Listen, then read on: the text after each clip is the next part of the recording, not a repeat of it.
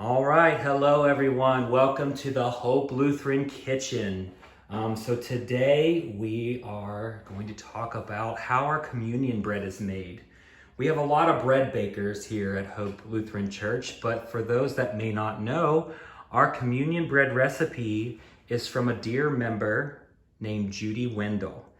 So we've been using this bread for a long time, and for those that have had it when you have communion, it is very good. And so today we're going to talk about the liturgy that connects with communion. Maundy Thursday is the Thursday before Easter. Maundy means commandment, referencing the new commandment Jesus gave his disciples on this day. For it was on this day that Jesus had his last meal with his disciples. Jesus broke bread, washed the disciples' feet, and hinted at his coming crucifixion and betrayal. At this time, the disciples did not realize the significance of this movement, but now we recognize how powerful and special this Last Supper was. As a result, it is our Christian tradition to celebrate this evening with the gift of worship and the sacrament of communion, just as the disciples did on that night. As many of you are aware, this year, many of us are not able to gather together in person to share in communion. So, kind of talking about the liturgy to serve as a reminder that God meets us at every table, even if at home. Every meal we share is a reminder of the holy meal we share during communion. And then may this liturgy be a source of reorientation to the sacredness all around us. So now we're going to read a poem named by the title of Bread. After he had washed their feet, Jesus returned to the table.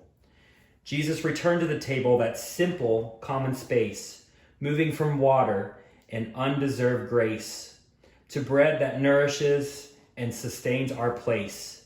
Two simple elements, no time to waste. I should have known there would be water, but of course, there would be bread. From the start of creation, God has tried to keep us fed on bread and roses and love we don't notice.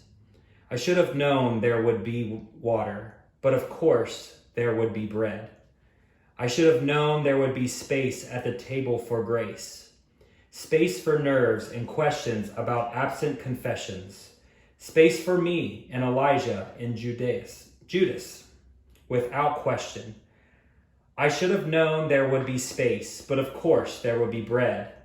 For it started with manna, and all must be fed. This is my body, broken for you 5,000, for you, Israelite nation, for you, child of the covenant. Judas and Peter, this is my body, broken for you. So now our kitchen helper, Zoe Beagle, is going to demonstrate how we make our communion bread for Hope Lutheran Church. So first, we start off with our 1.5 cup of regular flour and 1/2 cup of whole wheat flour. And we mix those ingredients into the shortening. So Zoe, if you could put that in there. That's our whole wheat flour.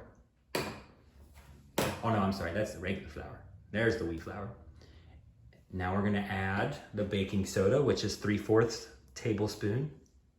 And for those that are wondering, yes, we would be more than happy to share the famous recipe of Judy Wendell. So after we put the dry ingredients in, we're then going to cut in the shortening. So if you don't have something to cut it in, you can use 2 butter knives, just as effective. So Zoe, if you can go cut that in, there you go. And just mix it in, you get that shortening in there as best you can. You know, once you get it cut in pretty well, you can move to the spoon. And you want to kind of knead that for a little bit. So Zoe, if you want to get that big spoon there. And due to the coronavirus, we're utilizing the spoon. All right, and then what you want to do, Zoe, is you want to add the honey. 3 tablespoons of pure honey. And Zoe, there's a spoon right there. You dig it out? Go ahead and just dump it in there. There you go. Trying to find us a local bee was kind of hard, so. All right.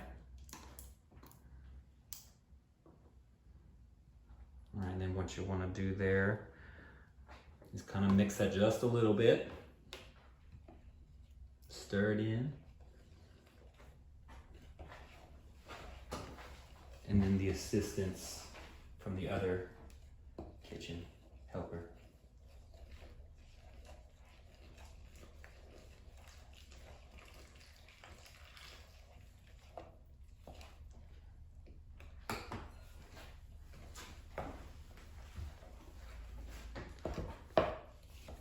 So you continue to do that.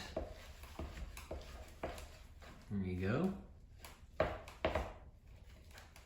Now that we got our dough mixed, we're going to, with Zoe's freshly cleaned hands, she is going to divide, she's going to get the dough out of the bowl there with her hands. You know, there's things that, you know, God gave us, not the spoon. There we go. There you go. And actually, Zoe, normally we'd have a little flour down to prevent the sticking, but the Hope Kitchen sometimes just forgets a little part. So if making it at home, you definitely want like some flour laid out on your counter to prevent some sticking. So Zoe, if you can kind of just divide that and just take a small section, maybe like in half. There you go. That's perfect. About that. See if that's enough there. There you go. Maybe a little more. That's a little small communion bread. Of course, you want to make it how. All right. The other Hope assistant will be right here. There we go. Now, I'm going to kind of roll that into a ball.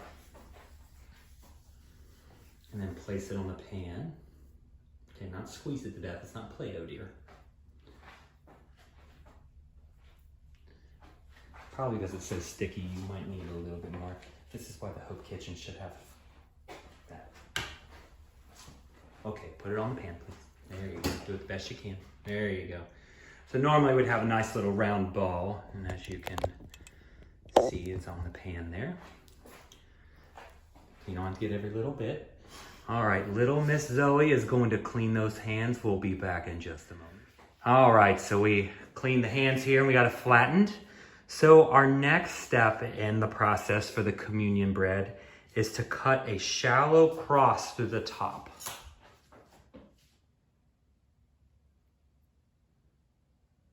Perfect. All right.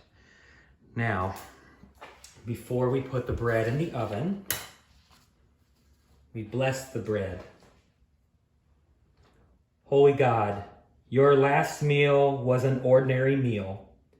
Simple bread and juice, nothing fancy, and yet it was holy. It was holy because all were welcomed at your table, even the one who would betray you.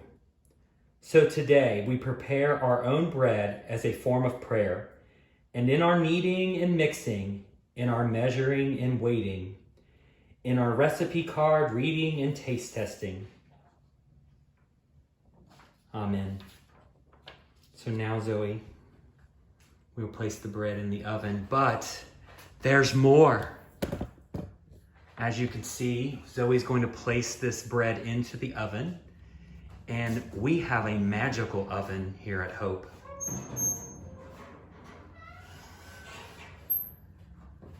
There you go. So we will bake this bread for 10 minutes. Zoe, if you could get the pot holder there beside and take the already prepared bread. Watch how magical this oven is. And voila! Zoe, bring that right over here. And there we go. There you have it. A way to break bread with each other. Thank you, Zoe, for your help. Again, we will send this recipe to everyone. So after everything's prepared, gather around the table for a meal. If you have family with you, invite them to join. You could always light a candle in the center of the table as a reminder that this is a space set apart. This meal is a reminder of the promises made to us in the sacrament of communion, that all belong to God, that God's love is stronger than death, and that one day all will be fed. Thank you.